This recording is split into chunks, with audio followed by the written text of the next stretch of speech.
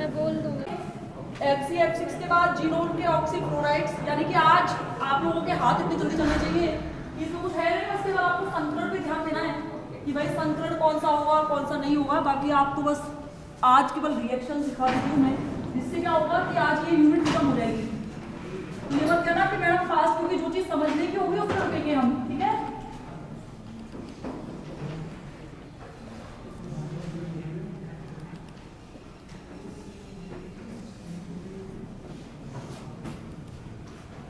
डालना XCF6 बनाने की विधियां।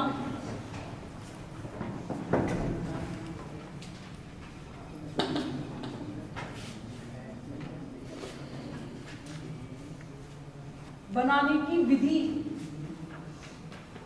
उच्च ताप एवं उच्च दाब पर, उच्च ताप एवं उच्च दाब पर जीनोन की क्रिया, जीनोन की क्रिया फ्लोरीन के साथ कराने पर XCF6 बनता है। XCF6 बनता है।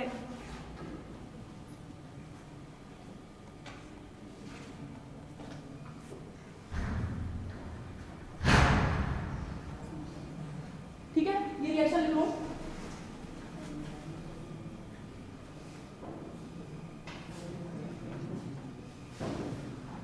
आप में से कल कोई मुझसे पूछा था, मैंने बताया था कि आप में से पूछा था कि मैडम उसमें रैकेट नहीं होती XCF2 के अंदर। जब भी कभी 3 लॉन पेयर और 2 सिग्मा बॉन्ड हो तब हमेशा कौन सी शेप बनती है? ICl2 माइनस के इक्वल बनती है। और ICl2 माइनस की शेप क्या थी? लीनियर। तो ध्यान रखना हमेशा रैखिक होगी, ठीक है। तो अब देखना इसमें रासायनिक अभिक्रियाएं, रासायनिक अभिक्रियाएं एक ही विधियां हैं, एक एक विधि, इसलिए बहुत सिंपल यूनिट है, ये ध्यान रखना। पढ़ लेना घर जाते ही तुरंत तो ज्यादा अच्छे से कवर हो जाएगी। इसमें लिखना सबसे पहले विक्रिया सिलिका के साथ, ऐसा ही होती है, सिलिका के साथ, सिलिका के साथ श्रृंखला अभिक्रिया, श्रृंखला अभिक्रिया तेजी से संपन्न होती है, तेजी से संपन्न होती है।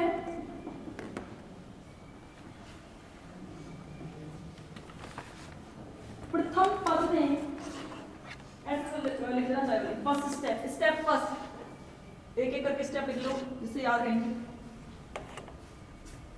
इस पद में XCOF4 बनता है, XCOF4 बनता है।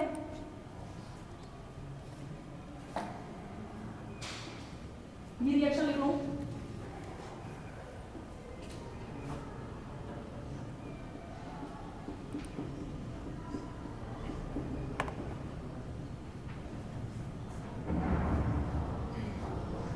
लिख लिया?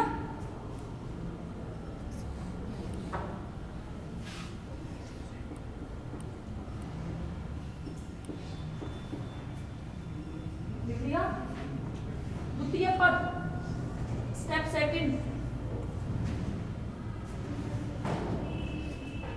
आप में से कुछ टैलेंटेड बच्चे होंगे ना, वो पता है क्या करेंगे, एक दूसरे से कनेक्ट करके चीजों को याद करेंगे।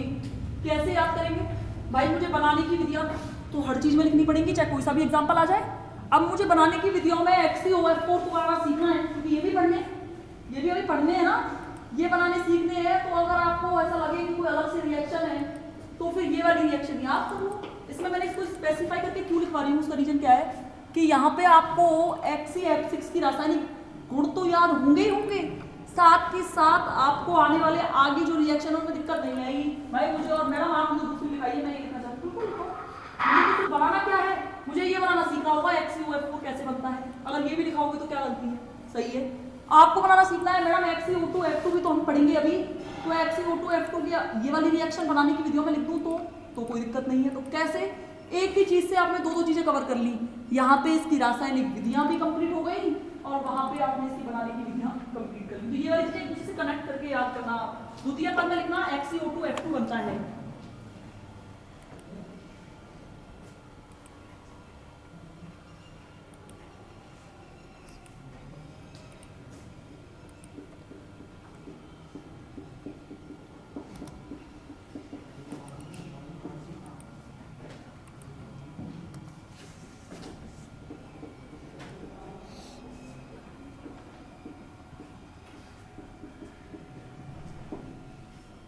तृतीय पद में ये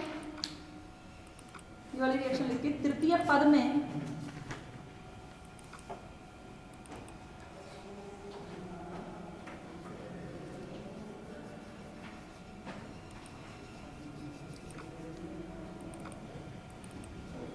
XeO3 बनता है।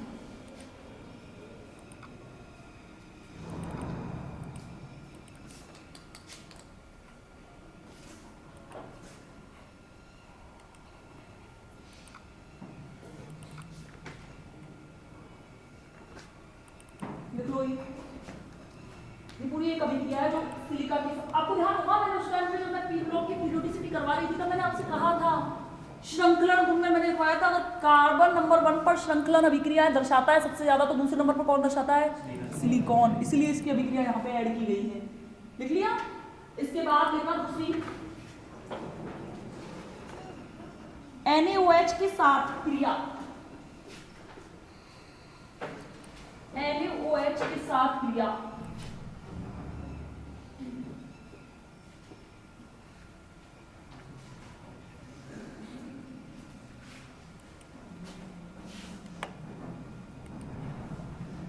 इसमें लिखना NaOH के साथ क्रिया करके या इससे क्रिया करके परजीनेट बनता है। परजीनेट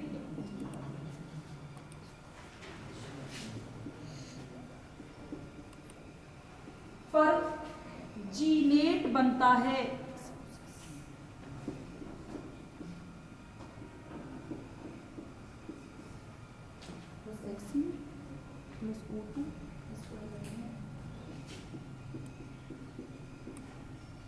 अब ये थोड़ी टफ पड़े, छोड़ देना, जरूर थोड़ी है ये करी जाए।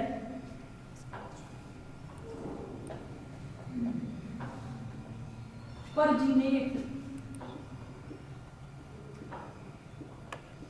4 सोडियम 4 और 12 16, क्लोरीन 12, सही है ना, बैलेंस है। चलिए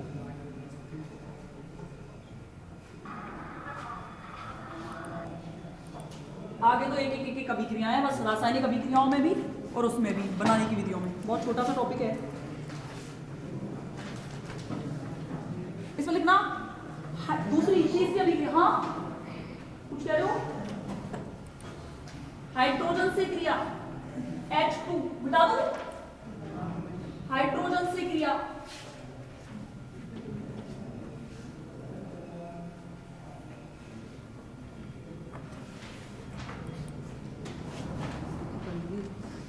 लिखना, हाइड्रोजन से क्रिया करके, हाइड्रोजन से क्रिया करके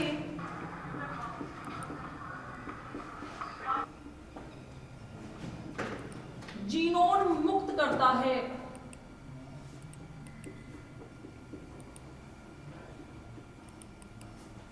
जीनोन मुक्त करता है।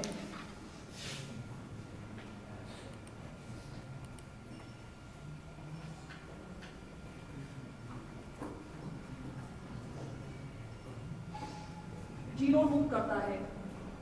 अगर मैं लिखाऊंगा तो ऐसे ही पढ़ाते जाऊं बस, सही है। लिख लो, चलो ये वाली यूनिट लिख लो।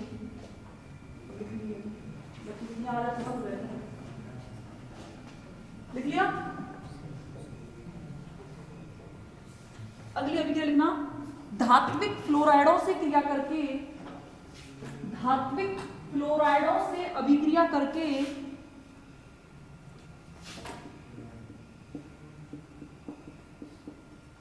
जटिल यौगिक बनाता है।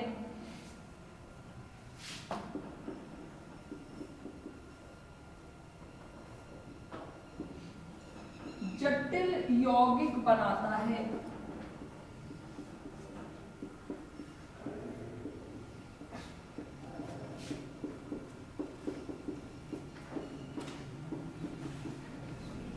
जटिल यौगिक बनाता है।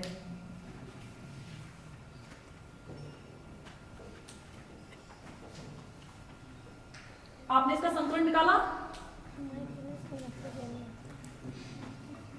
हो गया? संकलन निकाला आपने? sp3 निकाल के दिखाना है। आगे चले पक्का। ऐसा देखो, ऐसा मत समझना कि मैडम आपने निकलवाया नहीं, वो चीज सही नहीं होगी, पहले ही कह रही हूं। इसकी स्ट्रक्चर क्या होगी?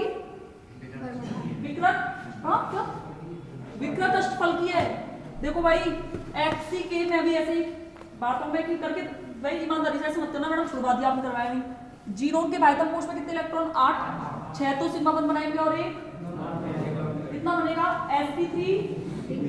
sp3d3 क्या होगा? हाइब्रिडाइजेशन होगा और sp3d3 के हाइब्रिडाइजेशन में आप ग्राउंड स्टेट और एक्साइटेड स्टेट बना दोगे, कोई दिक्कत नहीं है। और इसकी स्ट्रक्चर विकृत अष्टफलकीय बना दूं, स्ट्रक्चर बना दो, स्ट्रक्चर बना लो।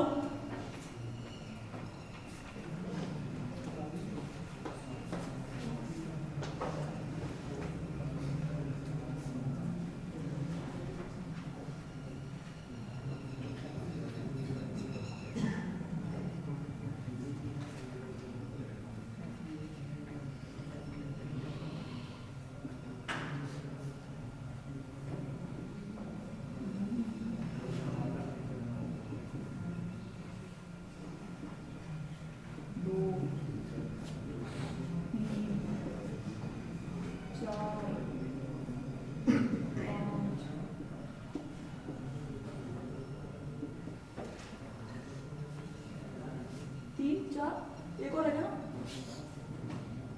1 2 3 4 5 3 3 6 सही तो है, 6 तो है। चलो विकृत अष्टफलकीय डिस्टॉर्टेड ऑक्टाहेड्रल स्ट्रक्चर। ठीक है, अब चलेंगे, चलो आगे। सिंपल सिंपल से टॉपिक रह गए हैं। सर क्यों आया था? क्या देखिए, जीनोन के ऑक्सीक्लोराइड्स। अब चलेंगे, देखो भाई अब निकालना हाइब्रिडाइजेशन अच्छे से, यहाँ सीखना है, ये तो आते हैं आपको। जीनोन के ऑक्सीक्लोराइड्स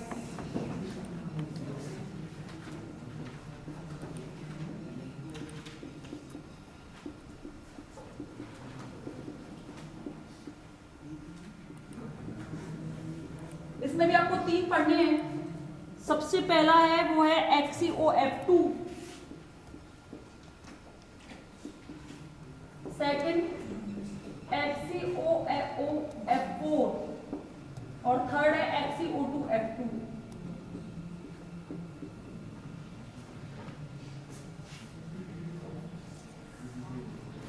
xenon oxy difluoride, xenon oxy trifluoride, xenon dioxide difluoride, O2F2।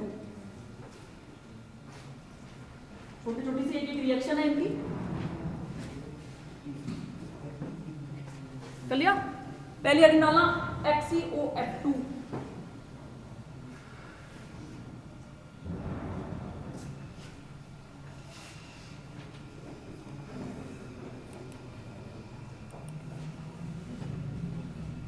बनाने की विधि।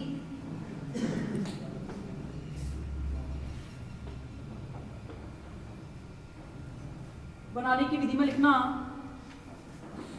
जब XeF4 की क्रिया XeF4 की क्रिया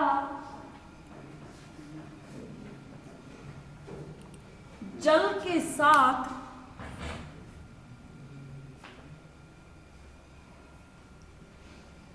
धीमी गति से करवाई जाती है,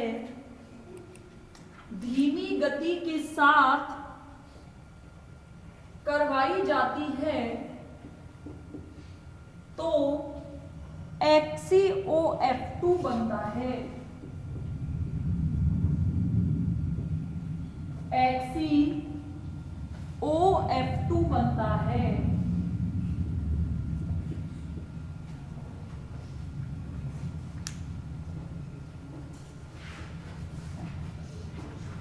देख लो ये रिएक्शन, जल अपघटन करवाया है इसका, जल के साथ धीमी गति से जल अपघटन करवाओगे आप, हाइड्रोलाइसिस।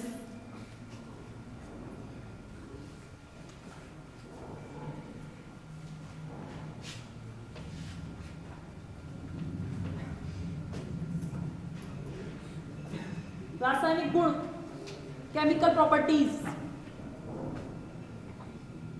क्या कहते हैं, देख लो फंस गया इसमें।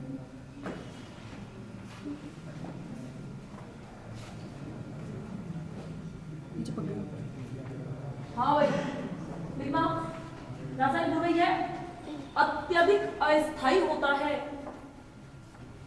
यह अत्यधिक अस्थायी होता है, इसलिए इसके रासायनिक गुणों का अध्ययन नहीं किया गया है।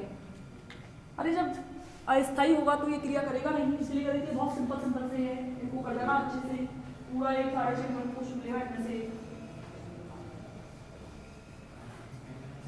ठीक है, चलो संरचना, अब ध्यान से समझना मेरी बात, एक मैं निकलवा रही हूँ, बाकी आपको सारे निकालने होंगे। आप में से कौन है ऐसा जिसको लगता है कि मैडम मुझे ये आता है, इसकी ग्राउंड स्टेट भी आती है, इसकी सेटिंग स्टेट भी आती है, मैं इसका हाइड्राइजेशन भी बता सकता हूँ, क्या बता सकती हूँ? है देखो इसमें कोई वो नहीं है, आप पढ़ के आए हो, अगर ये 12th में है, मुझे याद नहीं 12th में है या नहीं, अगर है तो आता होगा, और अगर नहीं है तो नहीं आता होगा, या कभी किसी ने बताया हो तो आता होगा, है ऐसा? चलो मैं बताती हूँ, आता होगा या फिर भूले होंगे तो अब याद आ जाएगा। देखो कैसे, सबसे पहले मेरा काम हमेशा से क्या रहा है, ध्यान से समझना, ये बहुत काम की चीज है, आगे बहुत काम आएगी, बहुत ज्यादा काम आनी है ये, हर बार हाइब्रिडाइजेशन ऐसे ही तो सिंपल से, आगे जब आप जाओगे तो ये हल्के से टफ होते चले जाते हैं। तो देखना, जीनोन के बाह्यतम कोश में कितने इलेक्ट्रॉन, 8 इलेक्ट्रॉन सबसे पहले हम डिनोट करेंगे, ठीक है। 2 तो क्या बनाएगा, फ्लोरीन के साथ सिग्मा बॉन्ड, समझ रहे हो, और ऑक्सीजन के साथ डबल बॉन्ड बनेगा, समझ में आ रहा है। ऑक्सीजन की संयोजकता 2 है तो वो अपने आप को पूरा सेटिस्फाइड भी तो करेगा, तो इसके लिए क्या करेगा, इससे 2 इलेक्ट्रॉन ले लेगा, और 2 इलेक्ट्रॉन के बाद में ये बचा आपके 2 लॉन पेयर्स, तो सिग्मा बंद कितने,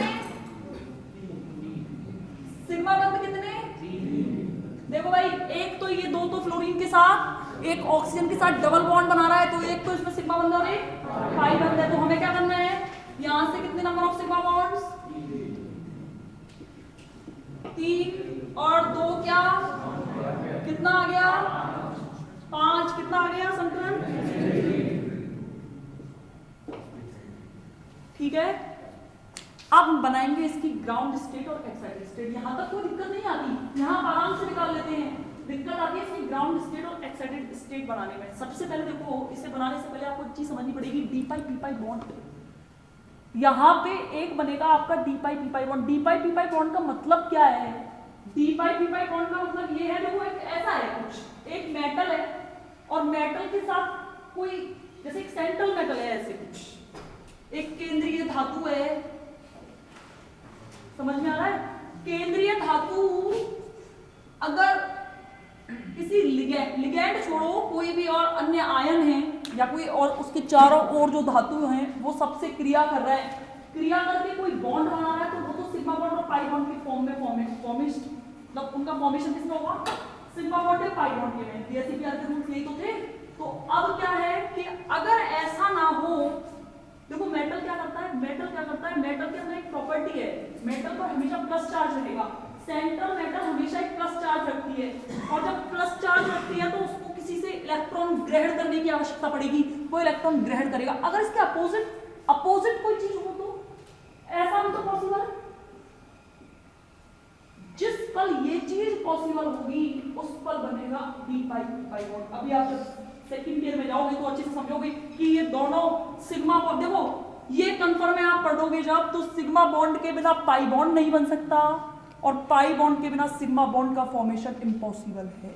जब कभी सिग्मा बॉन्ड और पाई बॉन्ड एक साथ बन रहे होंगे तब। ऐसे मत कहो कि मैडम यहां तो सिग्मा बॉन्ड बनना है, इसमें कहां पाई बॉन्ड, मैंने ये नहीं बोला, मैंने बोला जब कभी सिग्मा बॉन्ड और पाई बॉन्ड एक साथ बने होंगे, यानी कि जब कभी ऐसा डबल बॉन्ड आता होगा तब ना तो सिग्मा बॉन्ड के बिना पाई बॉन्ड बन सकता है और ना ही पाई बॉन्ड के बिना सिग्मा बॉन्ड नहीं बन सकता। और इसमें वो बहुत अच्छे से बताते भी हैं कि ऐसा होता क्यों है कि ये दो आते हैं। अभी तो आपने 3 समपार्श्विक अतिव्यापन पढ़ा है, उसमें आपने पढ़ा है पी वाई का जब समपार्श्विक अतिव्यापन करवाते हो तो आधा अक्ष के लंबवत ऊपर की ओर बंध बनता है, आधा अक्ष के लंबवत नीचे की ओर बंध बनता है। जब भी ऐसा होता है तो आधा ऊपर आधा नीचे, तो इसमें क्या होती है कि पूरी एनर्जी दो भागों में बट जाती है, तो स्टेबिलिटी भी बढ़ती है। यही कारण है कि पाई बॉन्ड वीक होता है। अभी लास्ट ईयर आपके फर्स्ट ईयर में क्वेश्चन पूछा गया था कि आप बताइए कि पाई बॉन्ड सिग्मा बॉन्ड से दुर्बल क्यों होता है, उसका कारण पूछा था उन्होंने। तो उस कारण में उन्होंने ये भी पूछा था कि बताओ ये पाई बॉन्ड बनेगा कैसे, सिग्मा बॉन्ड का फॉर्मेशन कैसे होगा, तो वो चीज सारी पूछी थी, तो उसमें ध्यान रखना, यही आंसर है इसका।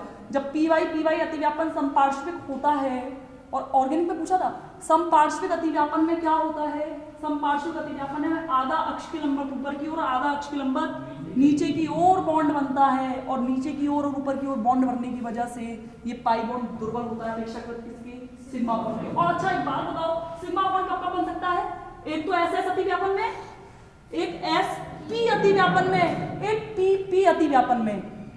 समाक्षीय पी पी पी एक्स जब क्रिया करेंगे, पीरियड पीरियड जब क्रिया करेंगे तब बनेगा। अच्छा मुझे एक बात बताओ कि इनमें सबसे ज्यादा स्टेबल कौन सा है, सिग्मा बॉन्ड सारे स्टेबल है, लेकिन अगर मैं कंपैरेटिव स्टडी करूं तो इन तीनों में सबसे ज्यादा स्टेबल कौन सा, पी एक्स स्टेबल होगा। क्यों होगा, क्योंकि उसमें देखो दोनों ही दिशात्मक हैं, और संकरण की परिभाषा भी यही कहती है कि दिशा जब भी परफेक्ट होगी तब बॉन्ड क्या बनेगा, मजबूत बनेगा।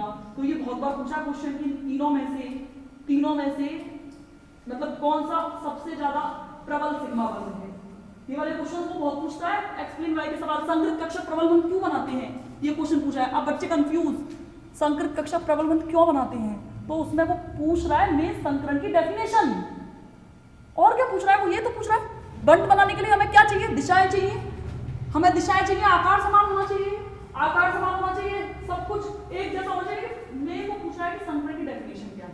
अगर किसी को संकरण की डेफिनेशन आती है तो वो उसे लिखाएगा, ये एग्जांपल समझा देगा। जिसको नहीं आती वो कंफ्यूज रहेगा कि यार मैडम ने और सर ने लिखाया ही नहीं, संकृत कक्षक प्रबल बंध क्यों बनाते हैं। तो वो सारी पूछ वहीं से रहा है, उसके टॉपिक के क्वेश्चंस वहीं से हैं जो सिलेबस में है, सिलेबस से बाहर कुछ नहीं आता कभी भी।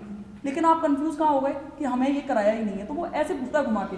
ये देखा, यहाँ तक कोई दिक्कत किसी को, तो हम बनाएंगे इसमें डी पाई पी पाई बॉन्ड। अब जो चीज समझने की है वो देखो, ग्राउंड स्टेट और एक्साइटेड स्टेट कैसे बनेगी इसकी, देखना भाई।